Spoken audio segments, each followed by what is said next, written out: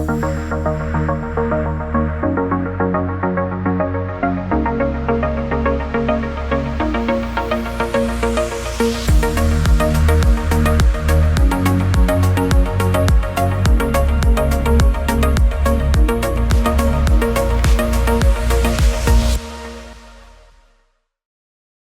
everyone. Thank you for the introduction. I'm Derek Brower, the US Energy Editor for the Financial Times. I'm in New York, I'm afraid. I wish I were in Toronto with all of you. It's my mother's hometown. There is no better place in the fall. But I'm delighted to participate remotely. And I'm joined, you are joined in real life, by Mike Rencheck, the President and Chief Executive Officer of Bruce Power, a company all of you know well, I'm sure, operator of Canada's largest nuclear plant, may very well be firing the electricity you're all enjoying today. And also Alexander, or Sandy Taylor, the President of the Nuclear Division at SNC-Lavalin. Gentlemen, welcome. It's a great time at the moment to be talking about nuclear energy with COP26 happening in Glasgow. I don't think there is a topic that is more in the front of mind, certainly for you. Nuclear is one of the lowest sources, is one of the world's most important sources of low carbon energy. But we don't have long today. It's a half-hour fireside chat. So I need to get straight to the heart of it, go straight for the jugular. And Mike, I'm going to start with you. Todd Smith, the Energy Minister of Ontario, just talked of nuclear and the success in the province and so on. It's contributing hugely to GDP. It provides so much of the electricity in Ontario. And if ever there was a moment when nuclear was going to enjoy a popular renaissance, it would be now, when globally anxieties about reliable energy supply, about carbon emissions are reaching almost a fever pitch. But nuclear is not seen as a solution for some countries. Germany is phasing nuclear out. Other countries are trying but failing to develop nuclear. There remains huge opposition to nuclear energy for some reason. What, in your view, are these reasons, and can they be overcome? Yeah, good afternoon, Derek, and welcome, everybody. I really appreciate the opportunity to talk about topics related to clean energy and also saving lives every day.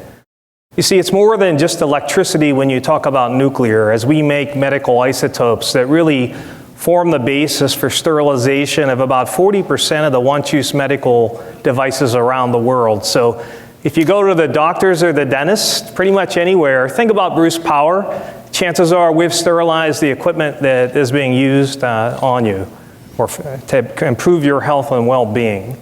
So when you look at nuclear energy, we talk about clean energy. It's one form of clean energy. And when we look at clean energy economies, we're going to need all forms of clean energy. So different regions may choose a different path. But here in Ontario, it's worked very well for us. You may or may not realize, but Ontario's electric sector is already deeply decarbonized. Deep decarbonization is believed to be below 50 grams equivalent of CO2 per kilowatt hour. Here in Ontario, we enjoy a 35 gram per kilowatt CO2 emissions from our electric sector. You can plug into our electric grid anywhere, Derek, and you're receiving emissions-free electricity. And when you look at the pricing of it, so Ontario has done that with an energy mix of about 60% nuclear, 25% hydro, 8% wind and solar backed up by natural gas, and then we have some biomass.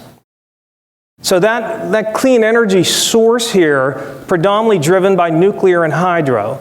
And we're able to do that at about 13.5 cents Canadian on average. When you look around the world, other organizations and other countries are trying to achieve that. California is about 135 grams equivalent of CO2 with an electricity price of about 30 cents Canadian. And Germany is about 400 to 500 grams equivalent of CO2 with about 45 cents per kilowatt hour. So as you look around the world, it works for us here. It works because we view the affordability of electricity as very important to our economy here in Ontario and really throughout Canada. And Canada is very blessed with large hydro resources throughout, so our total electric grid is fairly clean. But here in Ontario, nuclear has been the backbone for many years. It's low cost, it's affordable, it's clean, and it really helps us drive a healthy environment for people to live in and a robust, clean environment for our electric sector, so that we can start focusing on the next entities, like transportation, which makes up the largest majority of emissions here in Ontario. So Derek, I think regionally people have to look at what fits and what works for them. And here in Ontario, we get polling back about 82, 83% in favor of nuclear, in favor of what we're doing. Well, let me just press you on that, Mike, because you've laid out the case for why it works in Ontario. I was asking about why it seems not to be able to generate the same enthusiasm elsewhere. Not deliberately using a pun there, but or being glib, but nuclear does face obstacles. People object to the treatment of the waste, or ask how it's going to be treated. They talk about cost overruns and so on. What are they? Is it misinformation? Is it disinformation? Is it simply that in some places nuclear does end up being more expensive? What do you think are the obstacles elsewhere, given nuclear success in Ontario? Yeah, I appreciate that question. And when you look back in history, a lot of the anti-nuclear movement came around nuclear weapons. And the association between nuclear power and nuclear weapons happened decades ago. That's a myth. That doesn't exist. That myth has been allowed to be propagated, and quite frankly, that sense of fear has been used in many cases to hold back clean energy. And I think over time, people will have to assess what works for them, in what regions and in what countries. When you look at France, clearly has adopted nuclear in a positive manner. Conversely, when you look at Germany, they're clearly moving away from nuclear. The Nordic countries have embraced nuclear. Quite frankly, between France and the Nordic countries, you have amongst the cleanest grids in the world, similar to Ontario. So it gets back to really, are we solving climate change? Are we putting a focus on the issue? And the issue is the warming of the earth. And if we do that, then we're going to need all technologies to go forward. And that means wind, solar, biomass. That means nuclear. That means carbon capture with sequestrations. We need to use all the tools in the toolbox if we're going to overcome what's been viewed by politicians as our greatest challenge. And to limit ourselves only means it's going to take longer and more time to solve the problem, time which we may not have. So we're an advocate here in Ontario, we're an advocate at Bruce Power to putting forward those tools as best we can and solving the issue for today, which is climate change. And it's going to take all of us working together and all of us collaborating to make a difference. If you look at the emphasis over the last 20 years, we haven't made much progress. And it's really been a push just solely with renewable technology. We need to broaden those tools in that toolbox if we're really going to make a change. Thanks. Sandy, let me bring you in and ask a similar question, but about what's, you sell, SNC-Lavalin sells technology, nuclear equipment, nuclear services around the world. What do you think is needed now if nuclear is going to be such a critical part of the decarbonization globally or just in North America? What do you think is needed from your point of view to advance it at the moment? Yeah, well, good afternoon there, Derek, and it's nice to be here in this conference and on this particular subject. And I would just echo a few of Mike's comments, and I'll get right back to your specific question. The reality is, if we want to decarbonize our society, and we've done studies in Europe, we've done studies for Canada, and we said, what is it going to take? And we've looked at it from an engineering perspective, and to decarbonize our society by 2050 says we're going to have to increase the amount of electricity produced by 150 to 200% over what we have today. Think about it, how much energy we have to additionally produce while we're retiring assets that are producing significant CO2, like coal-fired stations in some of the provinces or in some of the other countries. This will be unprecedented growth in the electricity production to meet the needs of from a demand point of view, whether it's for transportation, whether it's for decarbonizing heating, whether it's for industry, whether it's for energy generation in itself. Okay, so that's the challenge we have. And then the second thing to think about, when you think about what needs to happen and what technologies need to be successful, you realize no one technology can provide all of what we need. We are going to need every arrow in our quiver to be able to solve the energy demands that are coming at us, and we're going to have to do it very quickly. So then you go to what are our choices, and recognizing different countries have different issues to deal with. There's cost, there is sustainability, and then there is security of supply. And believe me, countries think about security of supply. We even think about security of supply on a provincial basis here in Canada.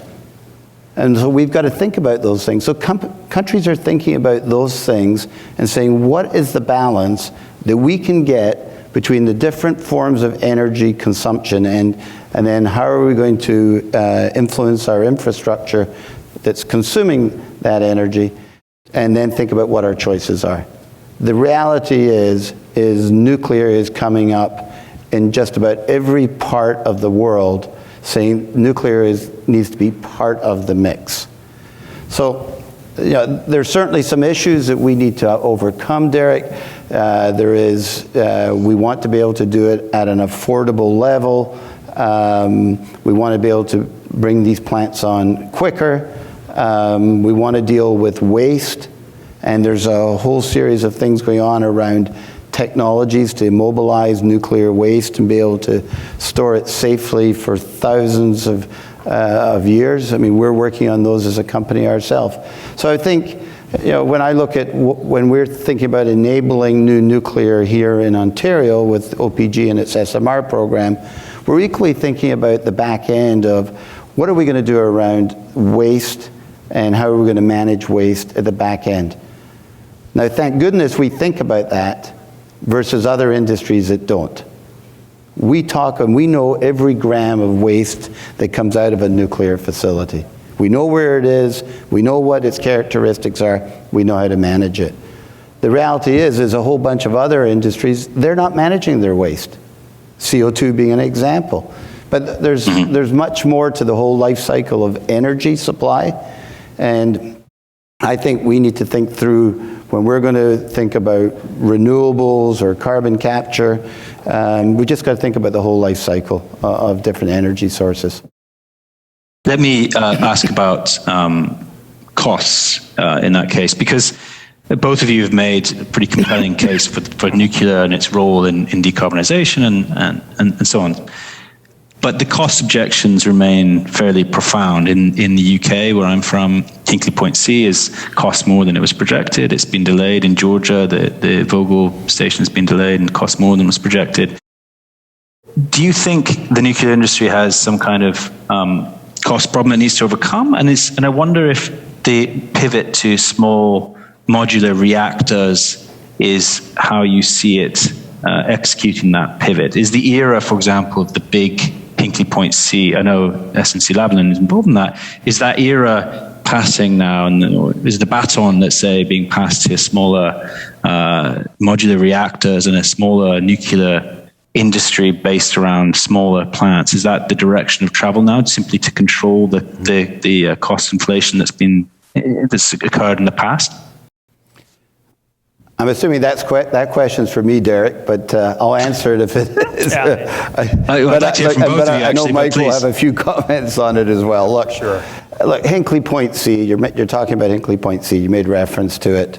Hinkley Point C is the first reactor being built in the UK for probably some 25, 30 years.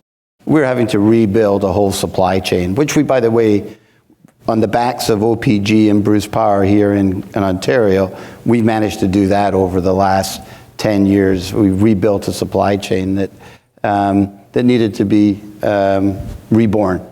And we're doing that in the UK. We're rebuilding, building up expertise, and that takes time and it takes money. And what we are looking at doing in the UK is we're taking the Hinkley Point C designs, we're looking at all the lessons learned, and then we're looking and then saying the next site, Sizewell C, is what can we take to that site and significantly drop the overall cost to build that plant. So there is real opportunity. We've seen this in Ontario when we're doing refurbishments, the first unit at a certain point, and then we continuously improve unit over unit as we refurbish the units. I would say that SMR has got, certainly there's some expectations on SMR that you can do more of the build in factory. You've got simpler designs, they're smaller, there's new technologies around design, around manufacturing, around operations, and then even on the waste side that will help shrink the overall cost. But I think some of that's also going to come to larger units as well. So I think there is, certainly there's a different price point for nuclear than, say, lower cost renewables. But keep in mind when we think about nuclear, we talk about total life cycle cost, right, including till we retire all the waste that comes from a unit, which we're not even comparing when we compare against other forms of energy. Yeah, and I would talk about the operating cost of a nuclear plant once it's built.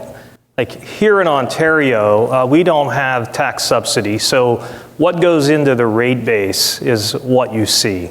It's actually what you pay for the technologies. So here in Ontario, hydroelectric is about 6 cents Canadian.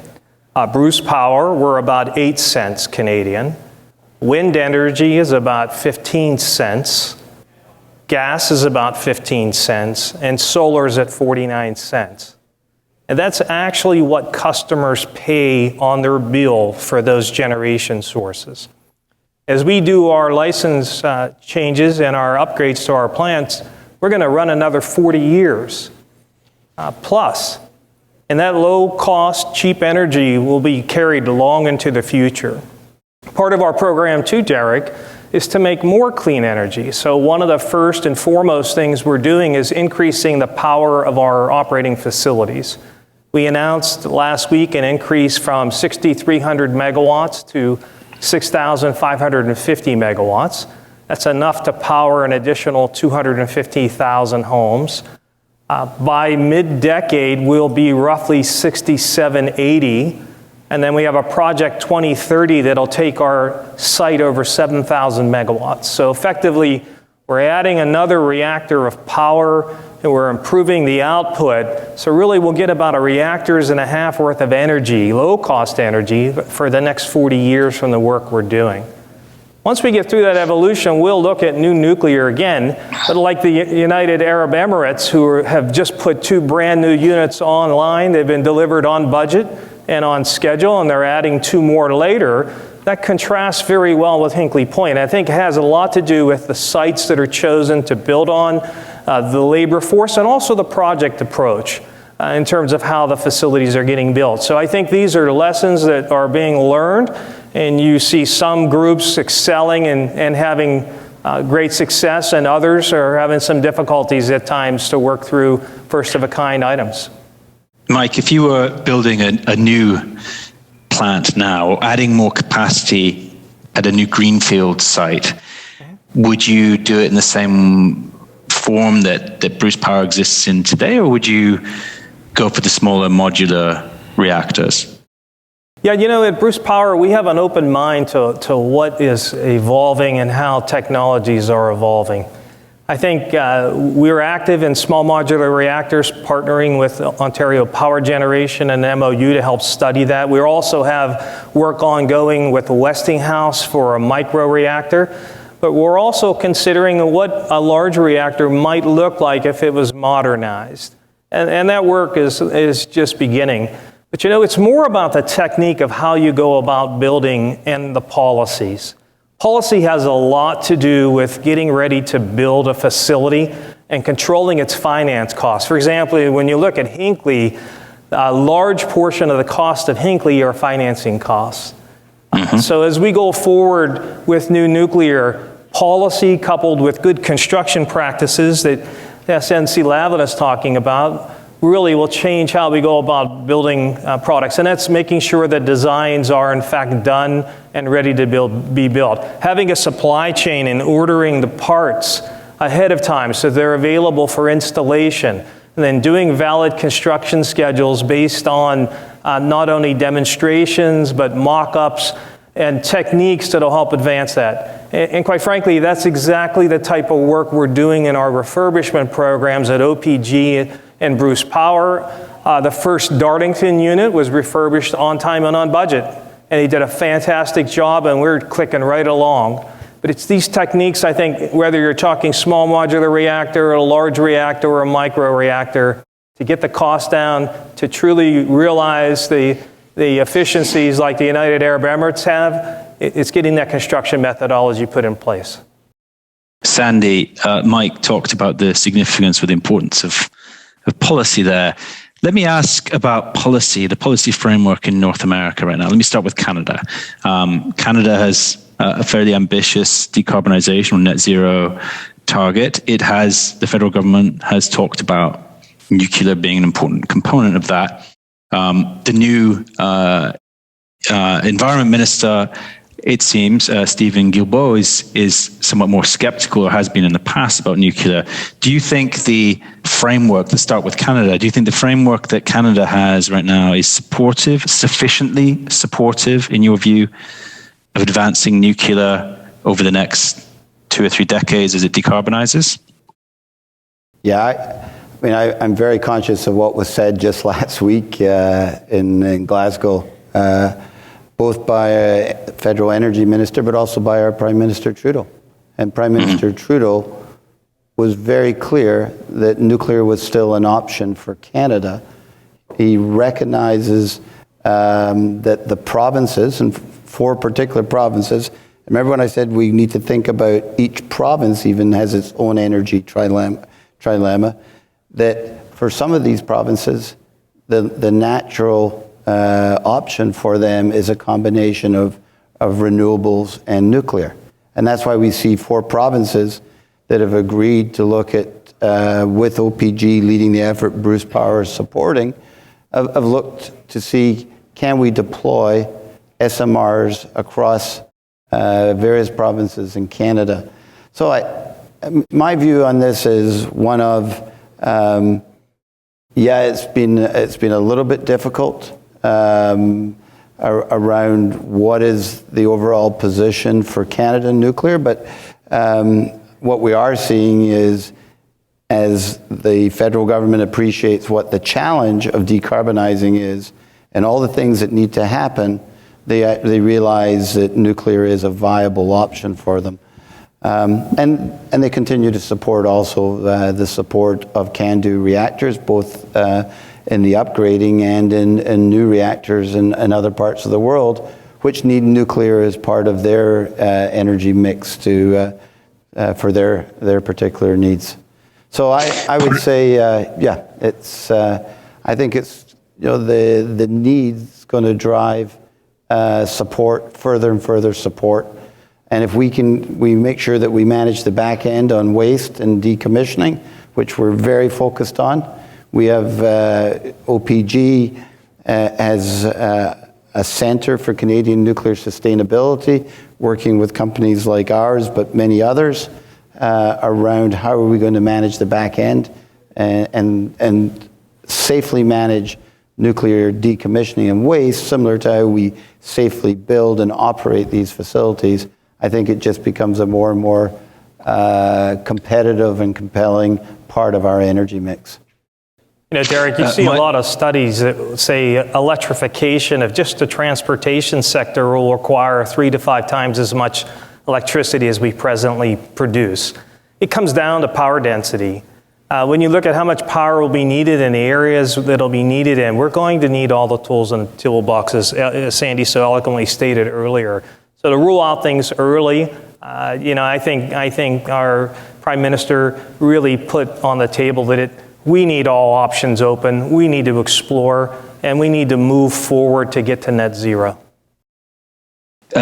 Mike, let me stick with you. I know Bruce Power, well, perhaps you'll tell me differently, but I don't think Bruce Power necessarily is about to start building reactors across the US. But if you look south of the border at the efforts that are underway there under President Biden now to decarbonize, is there anything that you see lacking in the policy framework at the moment that you think would advance nuclear's cause there in the way and allow it to have the kind of role in a decarbonized sector that it has in, say, Ontario? Yeah, you know, in the United States, I think President Biden has really put an investment push in research and development into nuclear. You see a lot of entities now in startup and the announcements of the Natrium reactor that Bill Gates' company, TerraPower, will build. You see Kairos Power in Tennessee starting to move forward with demonstration projects. Here in Canada, you see that same type of angle being taken. Through the last budget process, the Prime Minister has placed significant innovation funds and development funds and made them available to all technologies. So I think as we go forward, you'll see our industry now in the mix for those funds to be able to advance some of the innovation that are needed on small modular reactors similar to the US. And quite frankly, we have a lot of work ongoing cross borders to harmonize regulation, to harmonize industry so that we can share these things and really accelerate and leverage not only our investment here in Canada, but the investment in the United States. And I think that cooperation with we have a world-class regulator here with the Canadian Nuclear Safety Commission, partnered with the Nuclear Regulatory Commission to make sure we understand how we can uniformly do these things in a regulatory perspective. So I see a lot of positive momentum happening here in Canada and the United States, and we look for that to continue. Like I said, here in Ontario, we have about 100,000 jobs in the nuclear supply chain. We are creating 22,000 direct and indirect jobs just with Bruce Power's refurbishment alone. It adds about $4 billion in GDP to Ontario and about $8 to $11 billion in GDP for Canada. So it is an economic powerhouse. And coming out of this pandemic, we're going to need good jobs like this going forward. And I'll give you an example. We had 500 positions open in the last 2 years. We had 29,000 applications. Why? Because people see it as a clean energy form. They want to be involved with a job with a purpose. So producing clean energy and saving lives, it's quite an attraction for people, and we think that'll carry a lot of momentum going forward. We are out of time, I'm afraid, and we end as we began, talking about nuclear's role in the Ontario economy. Its profound role, really. Mike Renchek, President, Chief Executive Officer of Bruce Power, thank you very much for joining us. Sandy Taylor, President of Nuclear at SNC-Lavalin, thank you.